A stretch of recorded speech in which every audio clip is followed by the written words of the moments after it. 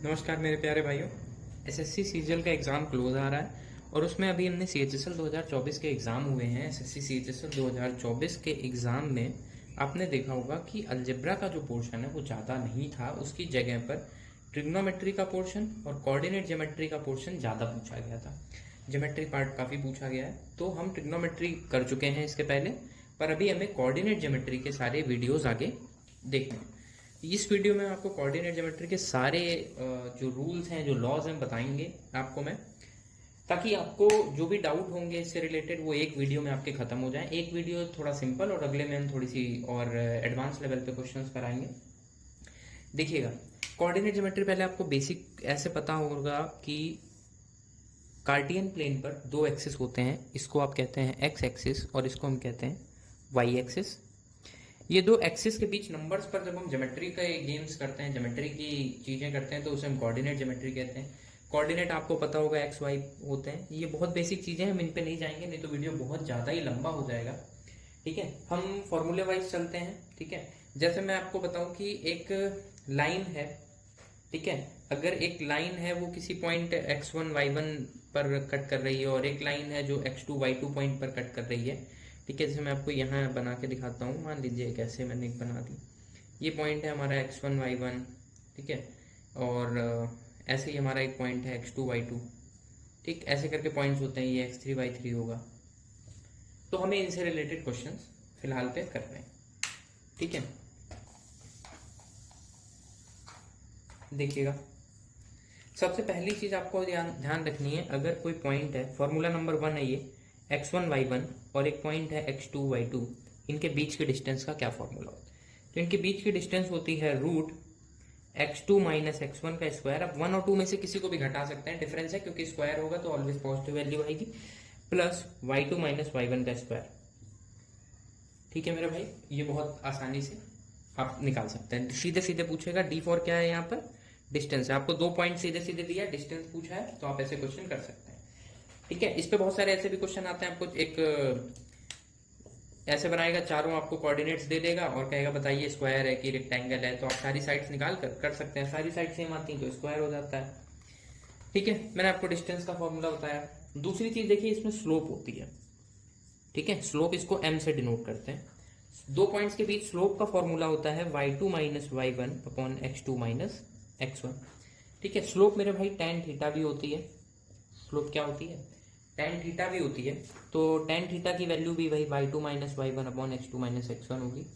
कई बार आपसे ये जो थीटा होता है, ये x एक्सिस से बना एंगल होता है, x एक्सिस से बना हुआ एंगल होता है। तो कई बार आपसे ना ये 2 पॉइंट्स देकर कह सकता है कि इनके बीच x एक्सिस से बना हुआ एंगल बताइए, तो आप इस तरीके से निकाल सकते हैं। ठीक है मेरे भाई, अब हम बात करते हैं मिड पॉइंट की। ठीक है, मिड पॉइंट के लिए क्या फॉर्मूला होता है? अगर यही आपको 2 पॉइंट दिए हो तो मिड पॉइंट का फॉर्मूला, उसके क्या कोऑर्डिनेट्स आएंगे, वो भी एक एक्स वाई फॉर्म में आएंगे। वो होंगे x1 प्लस x2 बाई 2 और y1 प्लस y2 बाई 2। ठीक है, ये ध्यान रखना है। ये इतनी सारी आपको मैंने बातें बताई। अब देखिए, अगर कोई 2 लाइंस पैरेलल है, ठीक है, अगर कोई 2 लाइंस पैरेलल हैं तो उनके बीच का क्या कॉन्सेप्ट है? ठीक है, अगर कोई 2 लाइंस पैरेलल हैं और अगर कोई 2 लाइंस एक दूसरे पर परपेंडिकुलर है, ठीक है, मैंने कहा ये 2 लाइन है, ये इसकी m1 स्लोप है, इसकी m2 स्लोप है, और ये मैंने कहा एक लाइन m1 है, इसकी स्लोप और इसकी स्लोप m2 है, और ये 90 डिग्री एंगल बना रही है। तो जब पैरेलल होंगी तो एक कंडीशन आपको ध्यान रखनी है कि m1 इज इक्वल टू होता है m2 के, जब पैरेलल होगी। अब मान लीजिए आपको यहाँ पर x1 y1 x2 y2 दे दे, यहाँ पर आपको x3 y3 और x4 y4 दे दे, और कहे दोनों पैरेलल हैं, कुछ वैल्यू आपको पता हो, एक ना पता हो, तो आप सीधे m1 इक्वल m2 कर देंगे, या फिर वही y2 minus y1 upon x2 minus x1 is equal to y3 minus y4 upon x3 minus x4। अगर इनके कोऑर्डिनेट्स आपको ऐसे दिए हों तो आप रख के निकाल सकते हैं। दूसरा आपको ध्यान रखना है, अगर परपेंडिकुलर होते हैं तो इनका जो इनटू होता है वो -1 होता है। यानी अगर मैं कहूं कि एक लाइन की स्लोप माइनस की 4/5 है, तो इसके परपेंडिकुलर लाइन की स्लोप क्या होगी? तो आप यहां रखेंगे -4/5 into m2 is equal to -1, minus minus खत्म, तो m2 आएगा 5/4। यानी मेरे भाई ट्रिक आपको सीधे याद रखनी, उल्टा करके माइनस लगा देना, माइनस ऑलरेडी है तो प्लस हो गया, ये आ जाएगी इस पर परपेंडिकुलर लाइन की स्लोप। ठीक है, इतना अगर आपको समझ में आ रहा है तो हम थोड़ा सा इसको और आगे की ओर बढ़ाते हैं। आपको अब मान लीजिए परपेंडिकुलर आपको बता दिया, पैरेलल बता दिया, लेकिन दो लाइंस हैं और उनके बीच कुछ एंगल है, आपको एंगल बताना है। ये L1 है, ये L2 है लाइन, इसकी स्लोप आपको M1 पता है, इसकी स्लोप आपको M2 पता है। तो इस केस में कैसे निकालेंगे? तो इस केस में फॉर्मूला होता है tan theta is equal to mod. ये मॉड अगर आप नहीं जानते हैं तो मैं इसके लिए एक अलग से वीडियो बना दूंगा। इसमें हमेशा पॉजिटिव वैल्यू लेते हैं, M2 माइनस M1, इसका मतलब जो भी बड़ा होगा आप उससे छोटे वाले को घटाएंगे, हमेशा पॉजिटिव वैल्यू, और 1 प्लस M1 इंटू M2। ठीक है। अच्छा जरा इसमें चेक करते हैं कि अगर हम M1 is equal to M2 रख देंगे तो क्या होगा। हमने तो पढ़ा है पैरेलल होता है M1 is equal to M2। अगर आप रख देंगे तो क्या होगा, देखिए M2 माइनस M1 जीरो हो जाएगा, यानी tan थीटा की वैल्यू 0 अपॉन समथिंग आएगी। ठीक है, यानी एंगल 0 हो जाएगा, तो लाइंस पैरेलल हो जाएंगी। अगर आप M1 M2 की जगह -1 रख देंगे तो नीचे की वैल्यू 0 हो जाएगी और ऊपर समथिंग होगा, यानी कि इन्फिनिटी बनेगा। और इन्फिनिटी tan में किसकी वैल्यू होती है? tan थीटा बराबर इन्फिनिटी कब होता है? 90 पे। tan थीटा बराबर 0 कब होता है? 0 डिग्री पर। और 0 डिग्री का मतलब पैरेलल होता है, और 90 डिग्री का मतलब कि परपेंडिकुलर होता है। इतनी बात आपको समझ में आ गई?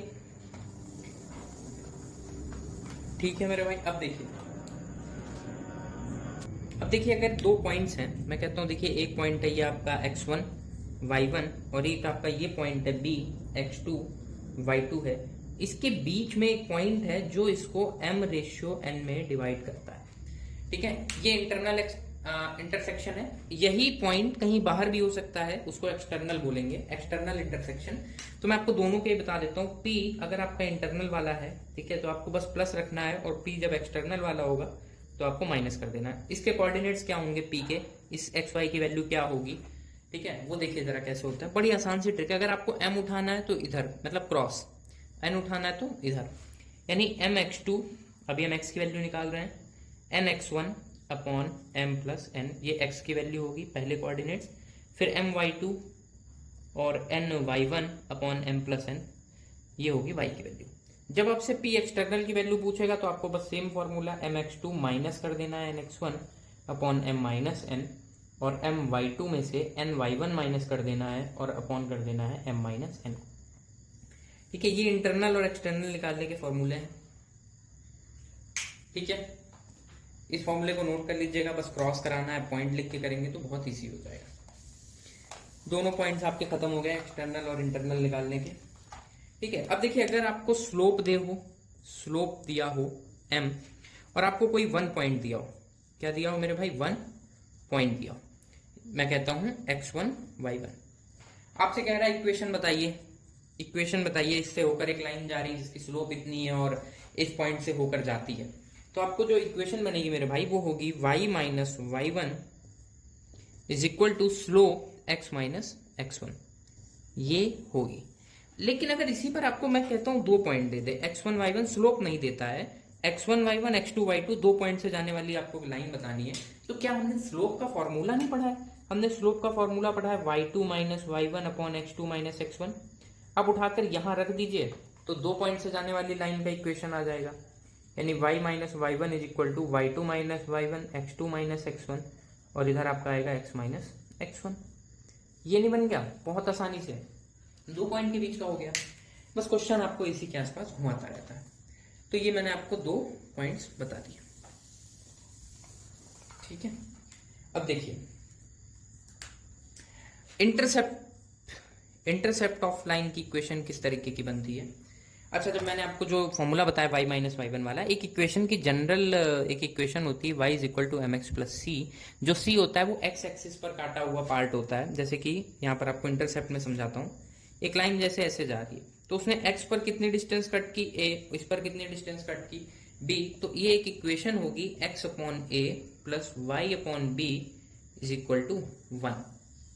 ये एक इक्वेशन होती है, ठीक है, इंटरसेप्ट की। तो वैसे ही c आपका x एक्सिस पर करना इंटरसेप्ट होता है, तो y is equal to mx plus c। आप इस इक्वेशन को इस फॉर्मेट में भी बना सकते हैं। लेकिन अगर लाइन आपकी 0,0 से जाती है, ठीक है, कोई लाइन है आपकी जो 0,0 यानी सेंटर से होकर जाती है, तो y बराबर mx, ये उसकी इक्वेशन होती है, क्योंकि x एक्सिस पर कुछ कट ही नहीं करेगी, और c क्या होता है? x एक्सिस पर कटी हुई वैल्यू होती है। तो ठीक है मेरे भाई, इतनी बात अगर आपको समझ में आ जाती है तो बहुत कुछ आप खत्म कर चुके हैं। अब आपको कुछ भी ऐसा नहीं है जो इसमें दिक्कत कर सके। ठीक है, एक दो एडवांस लेवल की चीजें हैं वो मैं आपको अगले वीडियो में बताऊंगा। जैसे कि मैं यहाँ पर ये जरूर बताता हूँ कि आपको क्या बताऊंगा, किसी एक लाइन पर एक पॉइंट से पी ए उससे डिस्टेंस क्या होगी, इसका फॉर्मूला। इससे तो CHSL 24 में क्वेश्चन पूछा गया है मेरे भाई सीधे सीधे। ठीक है, सेंटर की इक्वेशन कैसे निकालते हैं, इन सेंटर की, इन सेंटर के कोऑर्डिनेट्स किसी ट्राइंगल के कैसे निकालते हैं, किसी ट्राइंगल के तीनों कोऑर्डिनेट अगर आपको दिए हों तो उसका एरिया का क्या फॉर्मूला होता है। ठीक है मेरे भाई, दो इक्वेशंस हैं अगर आपको दी हैं तो वो पैरेलल कब होती हैं या फिर एक दूसरे के संपाती कब होती हैं। वो दो पैरेलल लाइंस हैं, अब मैंने आपको एक पॉइंट से डालने वाली डिस्टेंस बता दी, लेकिन दो पैरेलल लाइन के बीच की डिस्टेंस का फॉर्मूला, ये सारी चीजें हम थोड़ा एडवांस लेवल पे पार्ट 2 में देखेंगे। पार्ट 1 कंप्लीट करने के बाद आप चैनल को सब्सक्राइब कर लीजिए। पार्ट 2 का वेट अगले ही दिन आ जाएगा, पार्ट 2 बस उसका थोड़ी देर वेट कीजिए और पार्ट 2 देखिए। और इतनी ज्योमेट्री के ये फॉर्मूले देखने के बाद कोऑर्डिनेट ज्योमेट्री से ऐसा कोई क्वेश्चन नहीं होगा जो आपको, या ऐसा कोई फॉर्मूला नहीं होगा जो आपको दिक्कत करेगा। सारी चीजें कंप्लीट हो जाएंगी। आप SSC का कोई भी एग्जाम दें, अभी हाल फिलहाल में CGL 2024 का एग्जाम है जिसमें कोऑर्डिनेट ज्योमेट्री के कई क्वेश्चन पूछे जाने हैं, क्योंकि SSC CHSL में कई क्वेश्चन पूछे गए हैं तो इसके पूछे जाने के काफी चांस हैं। तो इसके लिए आप लोग प्लीज चैनल को सब्सक्राइब करें, अगर वीडियो पसंद आए तो लाइक और शेयर करें। Thank you.